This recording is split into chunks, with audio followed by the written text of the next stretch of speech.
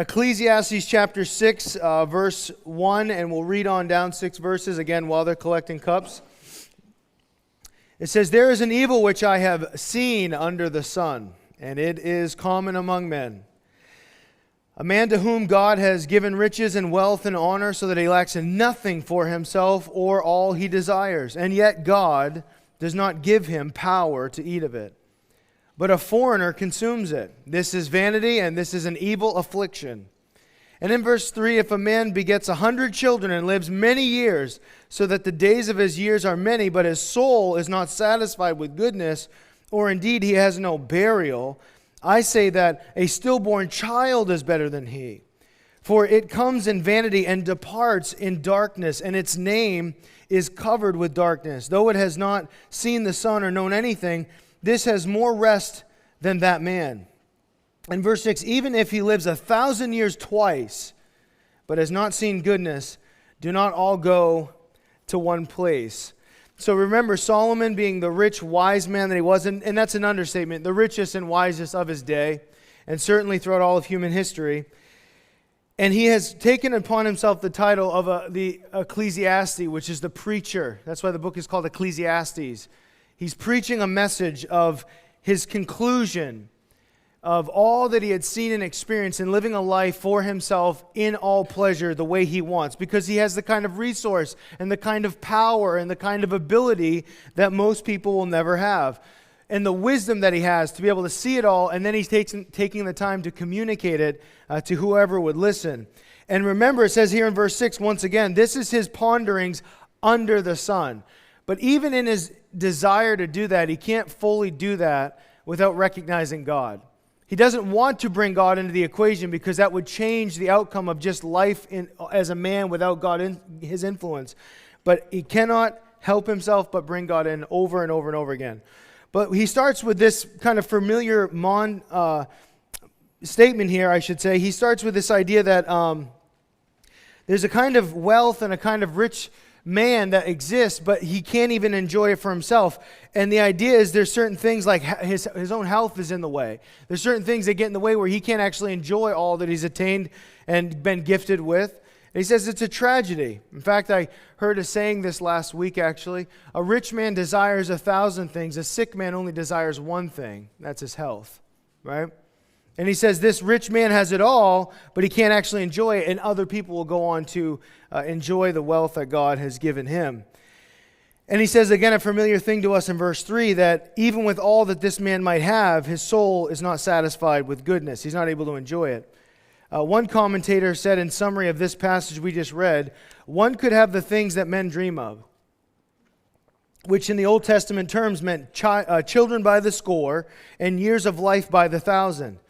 And still depart unnoticed, unlamented, and unfulfilled.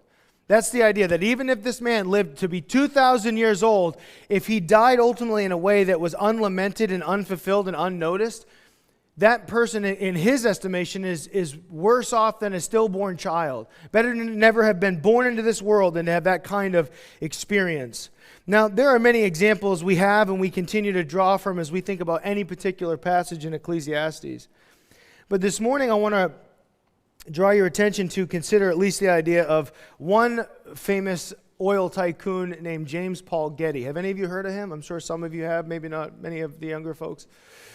But J. Paul Getty, in his time frame, in that value system, was the richest man in his day, in the world. Kind of like the Elon Musk of today.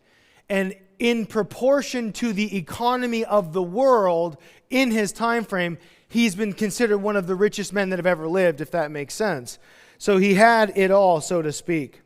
But he certainly was a miser, and I'm telling you that for a reason, because he would never pay full price for anything. He always wanted a deal, no matter what the circumstance was. And so I think his lawyer actually summed up his life the best when the lawyer said, and I should tell you this, he's a womanizer from a young age. He's such a horrible womanizer that his own father, who set him up initially early on, that led to his success.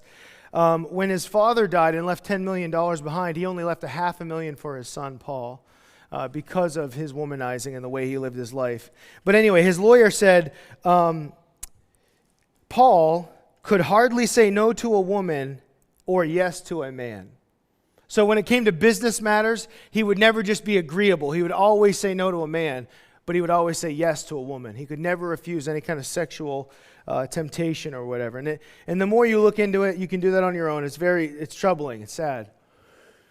He had 5 wives, and all of them failed marriages. And then, of course, with those women that he was married to, he had plenty of mistresses over the years, even until his 80s, up into his 80s as he died. He had plenty of mistresses and the whole thing. It's a whole debacle you can read about. And the reason I tell you that is because it lines up with this passage that there's a way that you can have all this wealth and be the richest man in the world and have all these women and not be satisfied. Listen to what he himself said. Getty was quoted as saying, "A lasting relationship with a woman is only possible if you're a business failure." And what's amazing is as he says that, he realizes and he catches himself and he says, "I hate to be a failure. I hate and regret the failure of my marriages. I would gladly give all my millions for just one lasting marital success." Now, I don't believe him, by the way, because he could have done that at any point.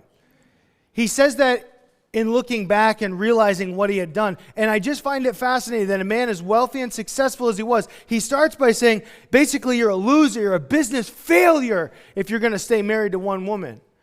But then he realizes, wow, I've failed many women. Well, yes, you have. Yes, you have.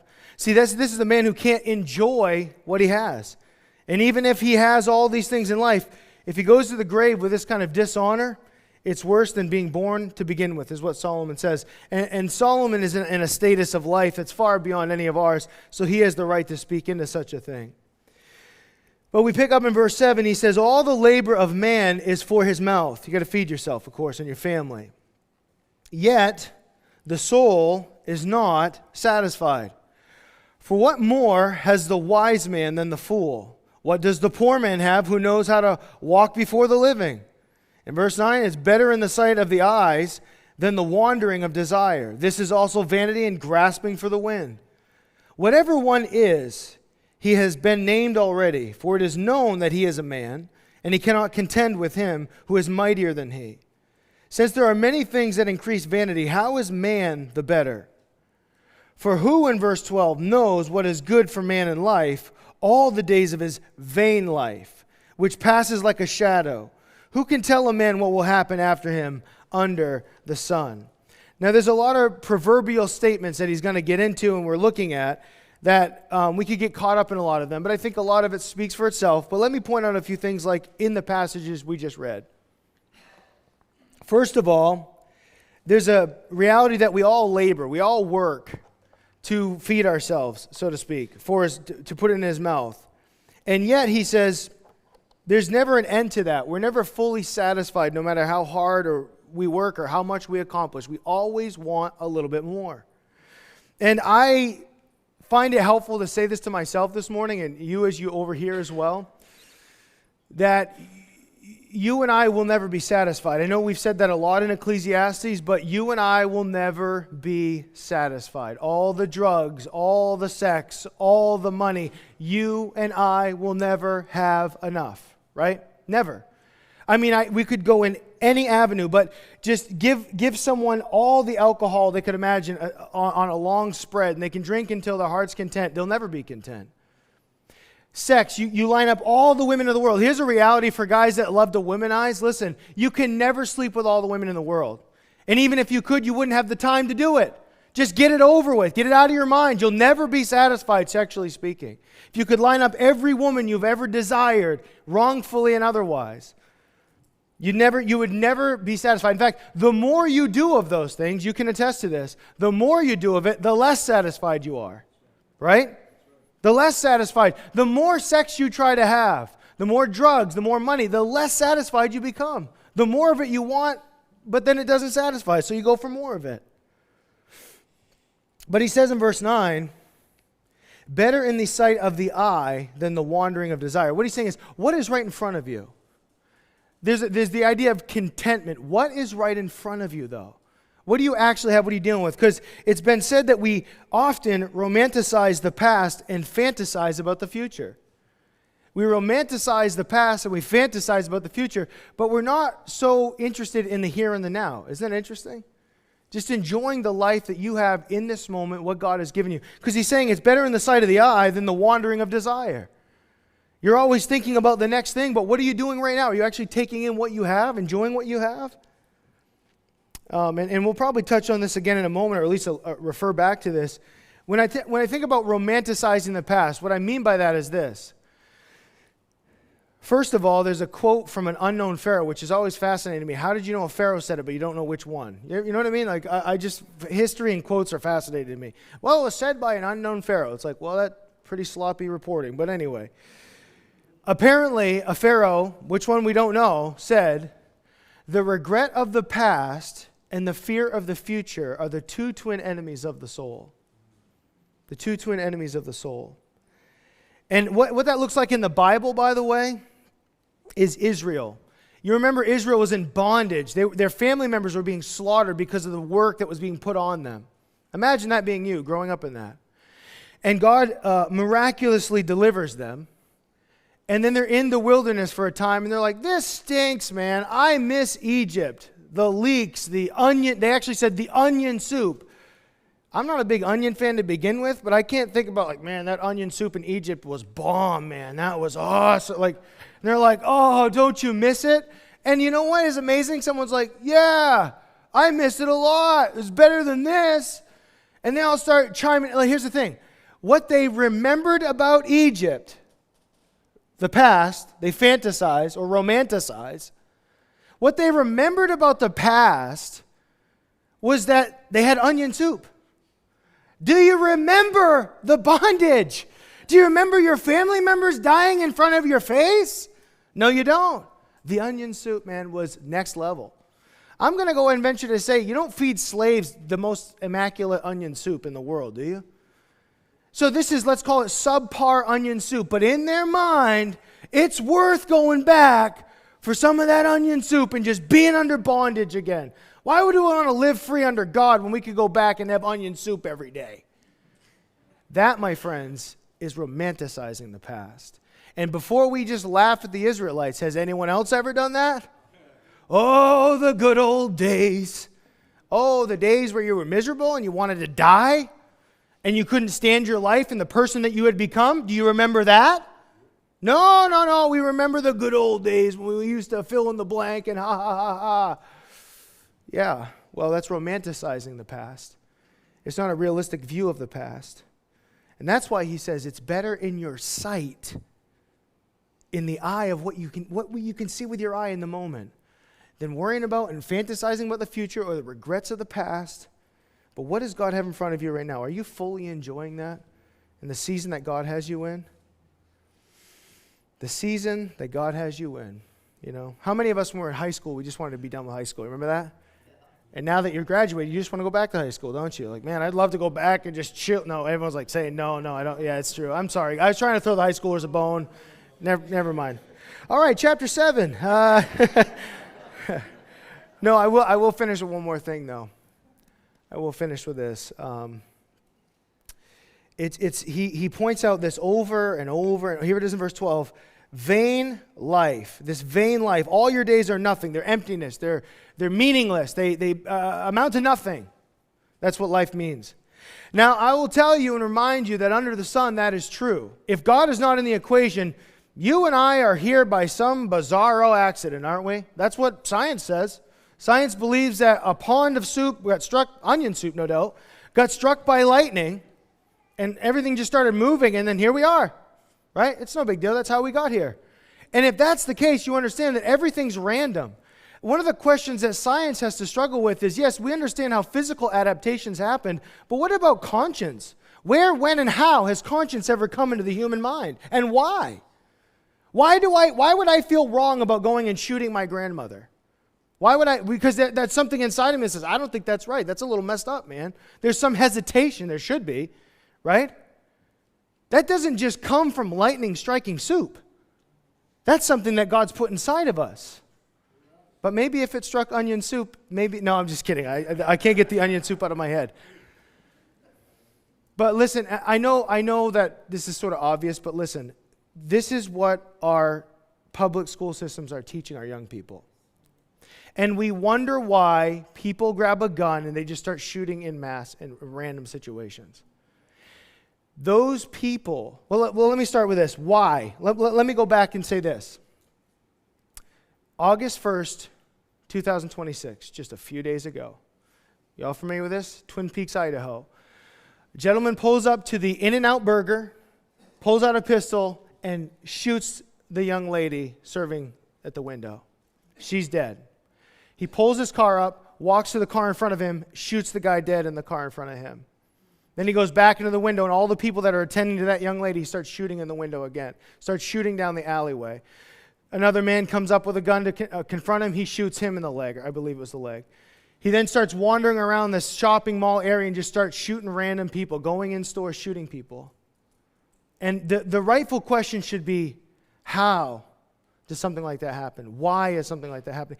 Someone put a really interesting thought on this. The problem in our society today is we're not asking why are people doing that. We're just saying, where did it happen? We're no longer asking why. We just, it's part of life, it happens.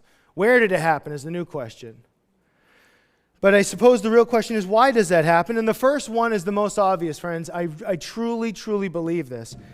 No doubt it is demon possession. Man, look, we read about demon possession in the Gospels plenty, don't we? Everywhere you seem to turn, there's a demon getting cast out. And if you wonder what happened to the demons, where'd they all go? They're right here in this church. No, I'm just kidding. But they are still here today. They are still here today. Better believe it. And I think it was Joe Foch who said there's 3 things we do with demon-possessed people now. We medicate, we isolate, and we incarcerate. That's where the demon-possessed people are. They're isolated, they're incarcerated, or they're medicated. That's what we do with them. That's how we have fixed or ratified, to some extent, demon possession. But go ahead and look into all these people that go and shoot up a bunch of random places, and they all have a similar trait. All have a similar trait. But why would a guy do that? And then, of course, the police chased him down. The moment they came upon him, he shot himself and fell off a cliff and died. It's just a few days ago. Well, here's the thing. That guy goes to school and is taught that your life is a meaningless accident. And Solomon, looking at life without God, it's meaningless. So everything that happens in your life is just kind of like a video game. Oh, and by the way, I stay at home and I play Grand Theft Auto, which is I break into people's cars, I shoot them in the head, I sleep with prostitutes, and all that kind of stuff. So I play these video games, and I figure, well, why not go out and just do that in real life and have like a fun day? Because when that's over, it's over. It's just like it's what I want to do in my life. So we wonder why it happens. Well, we have demon possession flying around, crazy. And then beyond that, we have a very bad doctrine of life, that life is meaningless. So for those people that grow up, it means nothing to them to go shoot random people. They don't think about the families. They're not thinking about the moms and dad that are weeping over the children that they just lost. Can you imagine that mom and that dad right now? Of that young girl serving at an In-N-Out Burger? And your daughter went to work, and now she's dead because a psychopath reached in the window and shot your daughter dead. Now, those people aren't thinking about that. They're thinking about having a fun Grand Theft Auto day and getting shot. That's all they care about. Because life, to them, is meaningless. It don't amount to a whole lot. But that's only if you believe life without God involved, and we know that's not the case. So chapter 7.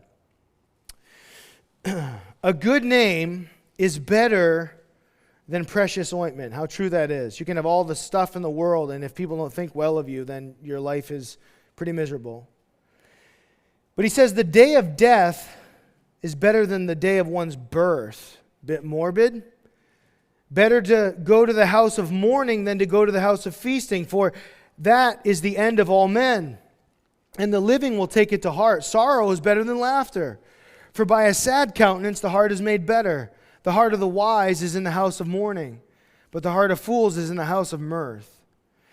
Now, putting his finger on something, again, outside of God in the equation, that's a very morbid thing, isn't it? It's like, well, better the day of your death than the day of your birth. It's like, I don't know about that, man.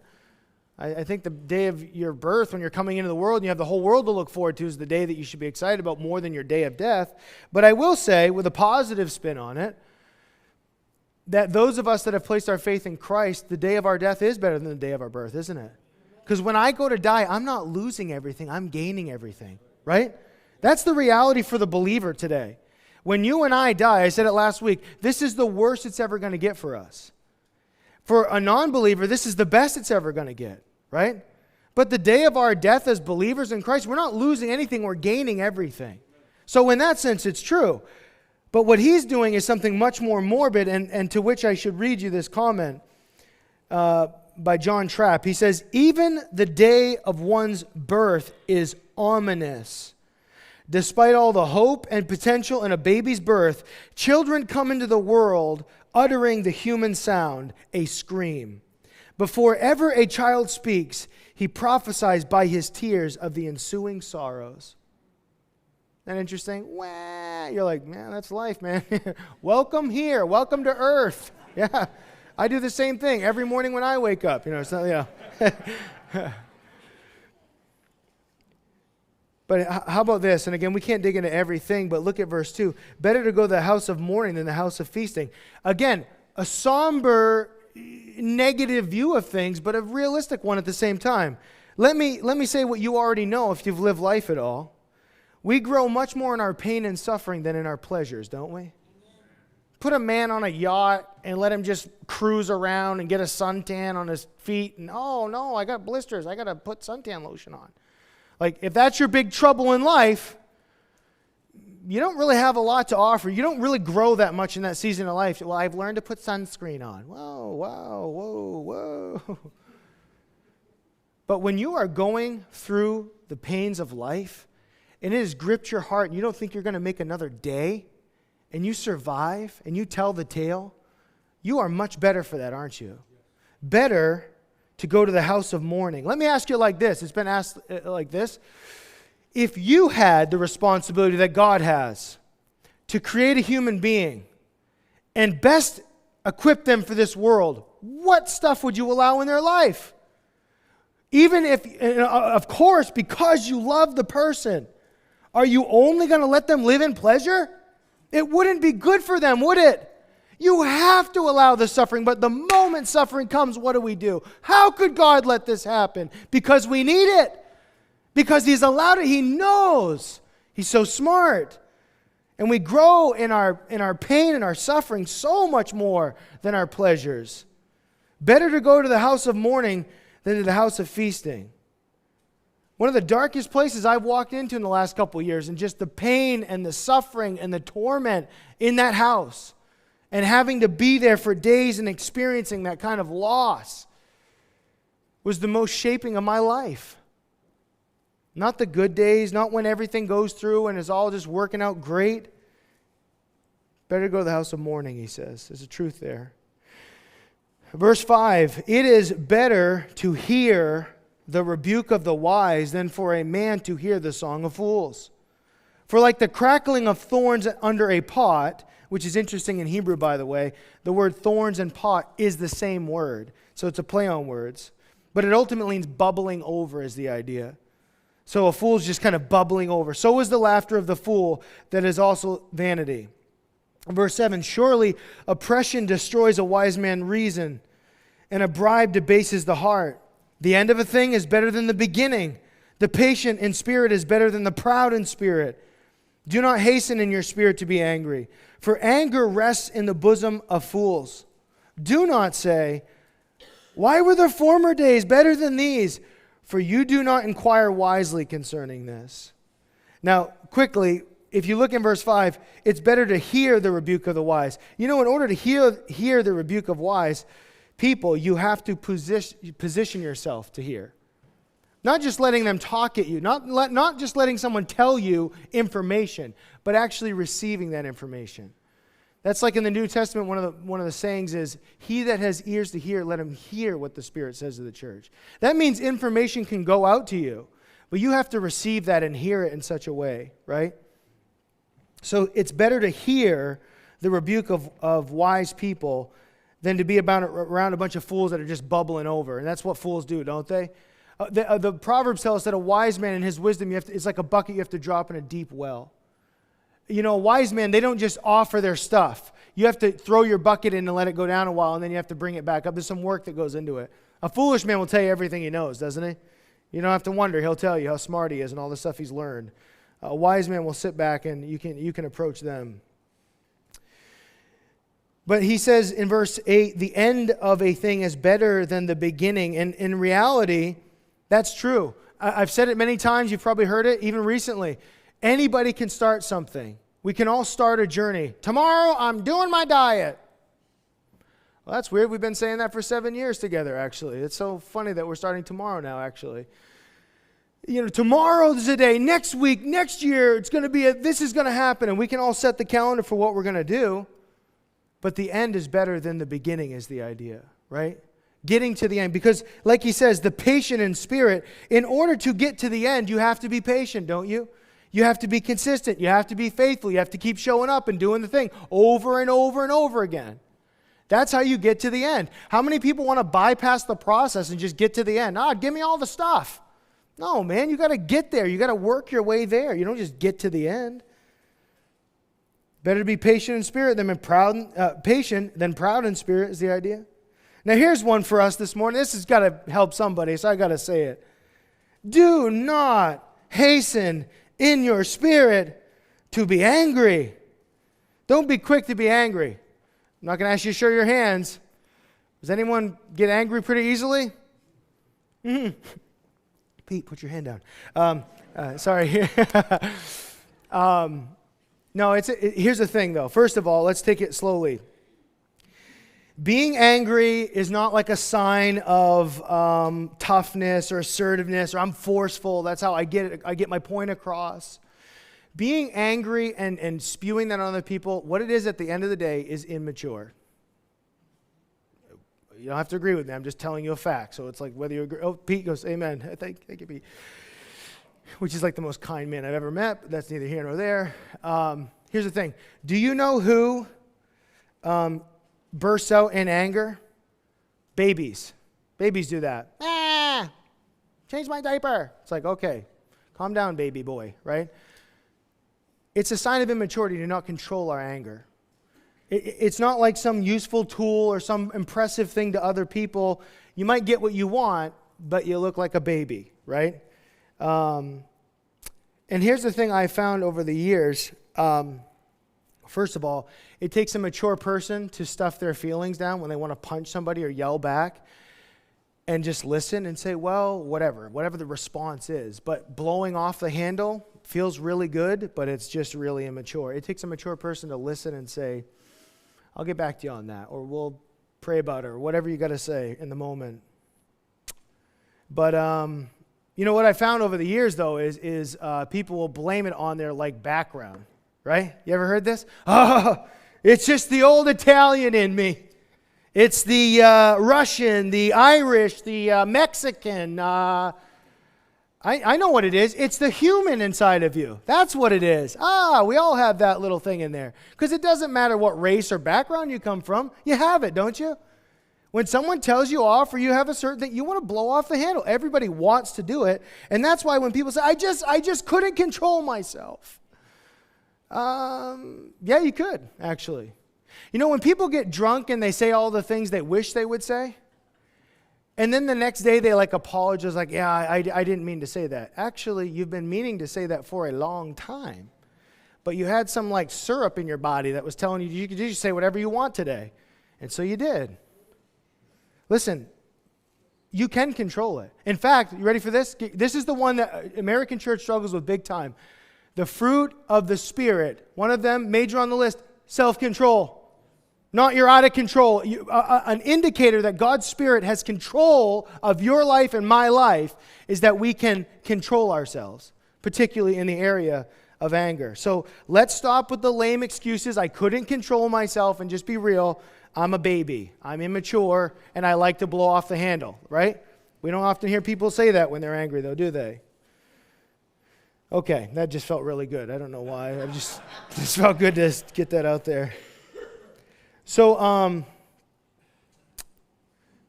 What about verse 11? Wisdom is good with an inheritance and profitable to those who see the sun. Wisdom is a defense as money is a defense. Both the excellence of knowledge is the wisdom that gives life to those who have it. Consider the work of God, who can make straight what he has made crooked. In the day of prosperity, in verse 14, be joyful, but in the day of adversity, consider. Surely God has appointed the one as well as the other, so that man cannot find or can find out nothing that will come after him.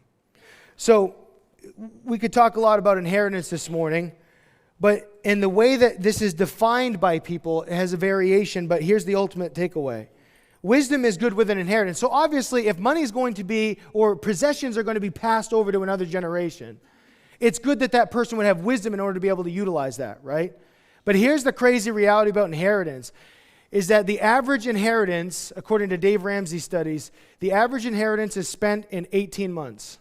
So think about it. A couple, they live their lives sacrificing and setting money aside to give it to their offspring, who then spend it all in 18 months and have very little assets afterward. So it's easy to say wisdom is good with an inheritance, right? You don't want to just give money to a bonehead, right? That's why there is something to leaving behind criteria in the spending of the money that's left behind. I don't have that, but I know that's true. That if the person that's getting the money doesn't have the wisdom to utilize it, you make the calls. You're only going to get so much every year, and that's all you're going to spend. Because if I gave you everything, you'd spend it all in 1 year. So I'm going to let you live for 30 years on that money, right? That's just some kind of wisdom behind all that. But wisdom is good with an inheritance. What that means is, what really means more than just giving the money to a wise person, is instead of just leaving people with stuff, leave them with wisdom, right? How many people I got to just save and count my pennies and make sure my kids have stuff, but you don't pass on wisdom to them? He's saying wisdom with an inheritance is a good thing. That's so important. The excellence of knowledge and is wisdom gives life. And think about it. Why would we want our kids below us to have stuff? Because we want them to have a better quality of life than we do. Of course, that's obvious. But we also want to safeguard them, because we know with money you have safeguards, you have protection, you have strength, we say money is power, all that kind of stuff. But here's the thing. He's saying wisdom is the same way. Wisdom is the same thing. So as a parent, to pass on not only material possessions, but wisdom itself, to show them, to teach them, to guide them. That's what he's saying here. Now, verse 15. I have seen everything in my days of vanity. And we've said that before, right? I have seen it all. You ever said that? After you see the craziest thing you've seen in a long time, you say, well, now it's official. I have seen everything that the world has to offer. This is crazy. He said, I have seen everything in my days of vanity. There's a just man who perishes in his righteousness, and there's a wicked man who prolongs life in his wickedness. In verse 16, do not be overly righteous, nor be overly wise. Why should you destroy yourself? Do not be overly wicked, nor be foolish. Why should you die before your time? It is good that you grasp this, and also not remove your hand from the other, for he who fears God will escape them all. Wisdom strengthens the wise more than 10 rulers of the city, for there is not a just man on the earth who does not do sin.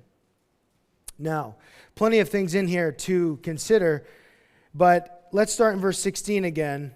Don't be overly righteous, overly wise, overly wicked, overly foolish. He's saying the classic old adage, moderation in all things. In all things. Well, I'm here today to tell you that that's not true. There are some things in life you should have no moderation in, and that would be particularly in your godliness. Don't be moderate in your godliness. Be over the top, out of control, annoying with your godliness.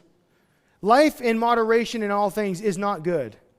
And what he's saying is, well, look, I've just looked around. You don't got to be too righteous. You don't got to be too foolish. You don't have to be too wise. You don't have to be too distracted. Just be a little bit of everything. Just be moderate across the board.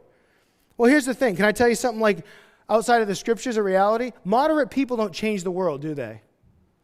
You ever met someone that changed the course of human history and they're like, well, they were a very moderate person. They didn't do too much of anything. No, they were a psychopath, weren't they? They like went for it and like, I'm going to go for it no matter what. And they're like, slow down. And then they changed the world. Something like that. It's like the story every time. So let's start with this. You've heard the old saying maybe? Don't be so heavenly minded, you're no earthly good. You wouldn't want that to happen. You want to be so up in the clouds with your thoughts about heaven that you're no good here on earth. Well, the first thing I would say is I don't even know if that is actually possible, okay? But here's what I can say. That I'll leave there. I'll just be honest with you. I don't know if that is actually possible, to be so heavenly minded that you're useless on earth. I don't know if that's the case. But here's what I do know emphatically. That there is not a single Christian on the face of this earth, particularly in this American United States, that struggles with being too heavenly minded that they're no earthly good. The other thing that the American church needs to be warned of and careful of is that we're so earthly minded we are no heavenly good. That's the reality. And listen, by and large, 98% of the church is in that category. We are so earthly minded, we are no heavenly good. I don't know why Christians hear that and they're like, wow, what a great reminder. There ain't no good reminder in being too heavenly minded. I'm telling you, friends, we are not heavenly minded enough. And I'm going to say this, moderation in heavenly things and things of God is not a good play. You ain't going to change the world. You're not going to change your society or your family with moderation. Well, yeah, we like God, but we don't really talk about Him all that much. We're just going to leave it moderate here in the fam. Yeah, well, here's the thing, too. Remember this. Many of us in this room, especially, I know you, we have extreme personalities, right? It doesn't matter what it is. I just told you last week about melatonin. It's like, here's the average dose. Well, give me 7 times that amount, please. That's my personality. I can accept that and realize that, and it's helpful to know that about myself. But we have extreme personalities, and here's what I know. You cannot take an extreme personality that gives themselves full force to sin, put them in a church context and tell them to be moderate. Because what they will do is they will burn out, right? If whatever time you used to give to your sin should be the same amount of time that you give to the Lord, right? If you're up all night looking at a screen and your eyes are bloodshot because you're looking at dirty images or you're smoking drugs, you don't trade that and like, well, I'll go to church once a week if it fits in the calendar, right? That moderation ain't going to work. Whatever you used to be is what you need to be. So if you were sold out and you would get up at 1 o'clock in the morning to do your sin, get up at 1 o'clock in the morning to honor God. And that's it. That's being heavenly minded, folks. You can't take people out of a context if it's business, right? Sometimes mover and shaker, you get it done. You can transform the world in a day, but then it's like, what's it come like with your relationship with God, right? It's easy for us to get so passionate about one thing and not another. And he's saying, well, just be moderate in everything. No, here's the thing. Be fired up about the right stuff. That's the real message today. Be fired up about the things that actually matter. And because, again, when we go to die, as I stated recently on a Thursday night, my retirement plan and package is not on this earth. Do you know that? I hate to let anyone down. I mean, I believe in that stuff. It's awesome. But my ultimate retirement package is in the clouds beyond. When I get to heaven, that's where my retirement account is. And that's only then we'll know what that looks like. You and I. So, there it is. I heard preach it and I was ready to fly, but I'll just dial it down. But listen, look, I'm just telling you, do not be moderate in all things. Shun and forsake crazy things in your life that will only bring you down and go full heart and passion for the Lord Jesus Christ. That's the real key to life in 2026. Not being moderate in all things and being a little bit of everything. Be a lot of one thing and not of the other is the idea. And then here's this, so important in the context of what we're studying, what we're going to read in just a moment. There is, in verse 20, not a just man on the earth who does good and does not sin. So even if, let's say, you went full throttle, all heart, and you're going to serve God with every ounce of your being, the best that you possibly could. If that is you, man or woman, just know this, that you're not perfect. It's something that we talked about here on Thursday night at church, and it was identifying pride. I say that because if if you would sit here today and disagree with that every just man is capable and does commit sin. If you're like, well, not me, here's what it is. I can tell you what it is. It's pride in your life. And there's something that would be helpful for our Sunday morning group as much as our Thursday night group. I'm going to say it again. Listen, three things that you can identify in your life that you're a proud person. And this will help you and it helps me. Number one, are you always right about everything? If you are a proud person. If you never are mistaken. I had a boss that used to say, I was wrong once, but I knew it. Whew. I know he was joking, but if you're serious and you say something like that, you're a proud person. Here's another one. If the whole world smells like cheese, like everyone else is wrong, everyone else is an idiot, if they just did it my way, you're full of pride. And I love what Pastor Ken Graves says. He says, if the whole world smells like cheese, maybe there's cheese in your mustache. No matter how small those little mustache hairs are, right? There's cheese in there, man. But everyone else is the problem. Well, maybe there's cheese in your mustache, actually. And here's the third one, and this is just, I didn't read these in a book, I just learned this in life, is that you're a proud person if you never apologize. If you, think about it in your own life just right now. When's the last time you apologized to somebody about something? A proud person doesn't apologize. In fact, I've shared a story on Thursday night. A couple times I remember people yelling at me, you have not apologized one time. I thought to myself, I was like, I can remember like 10 times with that particular individual that I apologized and said sorry, and please forgive me. And they never acknowledged it. And then turned around and said, you never apologized one time. And then I realized something. So thankful for that moment. They never apologized. I've apologized endlessly, but the proud and arrogant person never heard it because they're always right. And if I apologize, what happens to them? They become wrong. They're disarmed, so they can't accept an apology in order to maintain rightness in their mind. Listen, there's not a single person on the face of this earth, no matter how godly and amazing, that they do not themselves commit sins and wrongs. I know we say it all the time. It's worth saying again.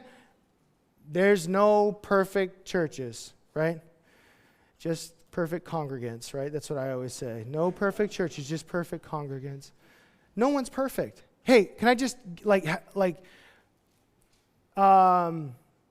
First and 2 Timothy and Titus add a title in the greeting, in their pastoral epistles. Does anyone know what the extra word is? Grace and peace, we're all familiar with that, right? But when Paul writes to his sons in the faith, he adds a word. He says grace, mercy, and peace. And I believe it was Warren Wiersbe who said the reason for that is because pastors need an extra dose of mercy than the average person. I'm a very public person. I'm a pastor. I know some of you, I am so honored that you look at me with like this great respect. You think Pastor Greg is the man. I'm just making that up. No one really thinks that, but I'm telling myself that right now. But here's the thing. If you really think that, let me tell you something. I'm just a man. That's all I am. And if you got to know me more, you might be like, yeah, I would never think that, or I never thought that, or I don't think that anymore, or whatever.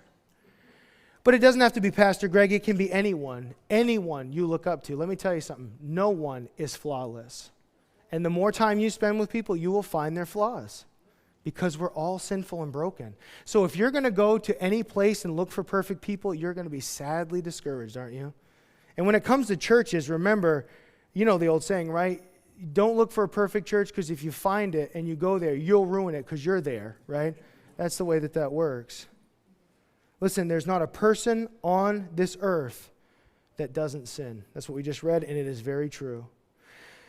That being said, we have a perfect example right here. Read on with me. Also, do not take to heart everything people say.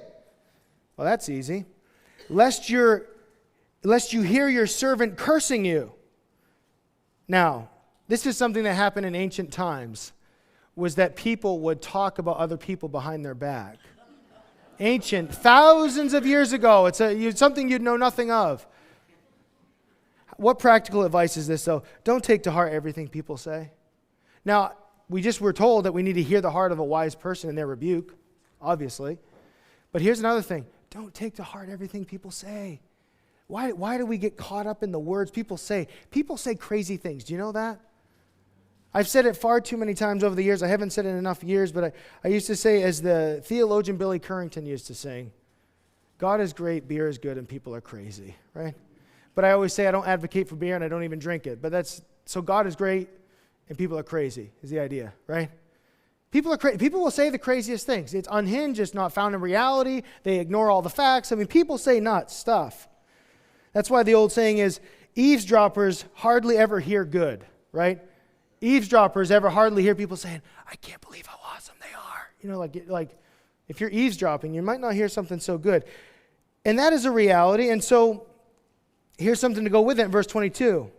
For many times also your own heart has known that even you have cursed others. If you want a proof of it, just think about in your own life how you do it. Because what other people do to you, you do it to them. And it's a shameful thing, but it is a reality. We're all guilty of it. No one just hears other people talk, thinking, oh, I would never talk about anybody ever. Why would I ever do that? We all do it. It's a reality. So let's not take it to heart so much. You have to be, and I have to be, forgiving of people in their crazy statements. Can we do that? You know, it's easy to love people that don't offend you. Do we know that? Like, I'm struggling with these people. Why? Well, because they offended me. Right. Because if they didn't offend you, they wouldn't be hard to love. They'd be like easy to love. But here's the thing. Don't take to heart everything people say. Sometimes the pastoral epistle mercy thing, show that to other people. Show them mercy. Just say, maybe they're having an off day. Why do we take it to heart and say, they said it, I know they meant it, I'm never letting it go? Relax. Just give them the benefit of the doubt. Love believes all things, doesn't it? So they're having a bad day, they're struggling, maybe they need a little hand. Maybe I should pray for them. How can I help them? Those kinds of things, right? And number 2, I've had this quote I've heard for years about how to last in ministry, but it's true of life. So I'll share it with you, but it's true of life as well. The saying is, if you're going to last in serving the Lord, whatever that looks like for you, you have to have the mind of a scholar, the heart of a child, and the hide of a rhinoceros, right? Because people are going to poke at you. But that's true of life as well. You have to have the mind of a scholar, the heart of a child, and the hide of a rhinoceros. You have got to expect that people are going to poke at you and make life hard. But just remember, don't take everything to heart that people say. Give them the benefit of the doubt, let it go, forgive them, and move on, right? That's freedom, by the way. Now, the last verses here says, I have proved by wisdom, I said, I will be wise, but it was far from me. Verse 24, as for that which is far off and exceedingly deep, who can find it? I applied my heart to know, to search and seek out wisdom and the reason of things, to know the wickedness of folly, even the foolishness and madness. And I find more bitter than death the woman whose heart is snares and nets, whose hands are fetters, he who pleases God shall escape from her, but the sinner shall be trapped by her. It's interesting that he's going on and on about his wisdom, and the first thing that comes to mind, one of the first major roadblocks in cautionary things, is a loose woman, a sexual woman. And he's like, that's for a person in life, for a man particularly, that is a real reality, right? That is a real concern. This woman that will take people down with her. Interesting how much the Bible warns men of women and so little of women to men, if that makes sense, right? Or men to women. So, like, it's interesting how much the Bible warns a man about a woman in this area over and over and over again. Verse 27, our final text. Here is what I have found, says the preacher, adding one thing to the other to find out the reason, which my soul still seeks, but I cannot find. One man among 1,000 I have found, but a woman among all these I have not found. Truly, this is one that I have found, that God made man upright, and they have sought out many schemes. Now, this is a little crazy. And again, what Solomon's saying is unhinged and not based in reality a lot of the time. It's his own reflections as a man. But here's what he says. I found a lot of wise men. 1 out of 1,000 I found a wise men. But out of women, not a single one. Well, guys, I'm here today to tell you that that is not accurate or true. Because I want to stay married. You know what I'm saying? Okay. But the reality is, can I just point out the obvious thing? He's a playboy.